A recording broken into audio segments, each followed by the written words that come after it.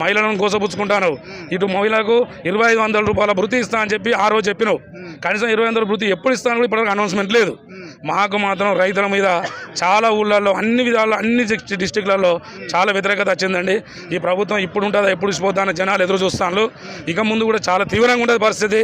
మేము ఇంకా ప్రతిపక్షంలో ఉన్న అధికారాలు ఉన్నా మేము మాకు మళ్ళీ అధికారం రాకున్నా పర్వాలేదు, కానీ ప్రజల పక్షాన నుండి కొట్లాడడానికి సిద్ధంగా ఉన్నాము.